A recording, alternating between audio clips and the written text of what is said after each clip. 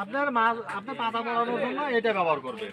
এবং সর যদি কাটে, আগে বলে দিই ভাই, যদি সর কাটে না, আমি সর কাটা বলেন ফাইল বানানোর পরে কিন্তু কাটে দেয়।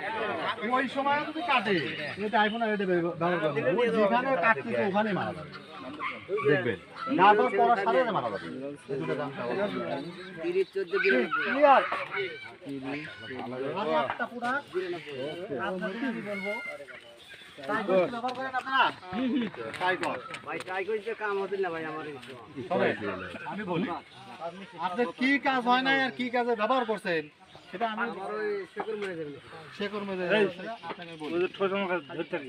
ট্রাই কস্ট আপনার যদি গাছ পচে যায়, আপনার প্রত্যেকটা প্রতি বেশি নেই। আপনি কত ভাই কতটুকু করে স্প্রে করছেন?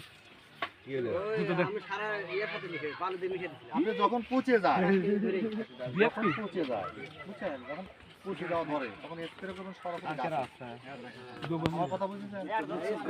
স্প্রে করে প্রতি মেশিনে 100 গ্রাম, প্রতি মেশিনে 100 গ্রাম আপনি যখন ব্যাক্টোবান দিবেন, যদি পচন থাকে ওই ব্যাক্টোবানের সাথে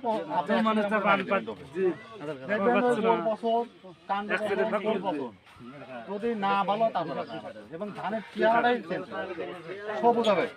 এবং আপনার 20 থেকে 30% 20 থেকে 30% ছাড় করবেন। আপনি দেখে মাটি জৈব সত্র রাখবেন। আমরা যতগুলো প্রোডাক্ট দেখালাম না, এইগুলো রাসায়নিক আর এটা হচ্ছে জৈব। আপনার রাসায়নিক সার আজ বাজারে হোক আর কাল হোক বন্ধ হয়ে যাবে, আর চলবে না, বন্ধ করে দিবে। এখন আসবে শুধুমাত্র জৈব, আগাছা নাশক দিবেন, তাও জৈব দিবেন।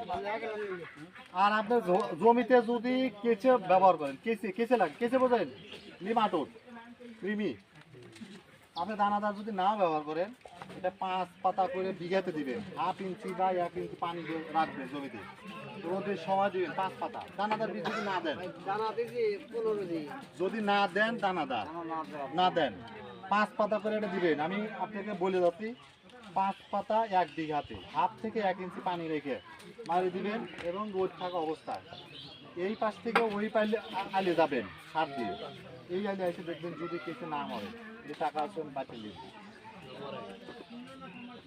কথা বুঝছেন? ক্যাপচার এমন একটা জিনিস, এর মধ্যে এমন যে উপাদান আছে অন্য কোনো কোম্পানিতে, বুঝছেন? এবং কারেন্ট পোকার ডিম যদি থাকে, ডিম তো অবশ্যই আছে, কারণ আমরা খালি ধান ধান ধান, ডিম ধ্বংস হয়।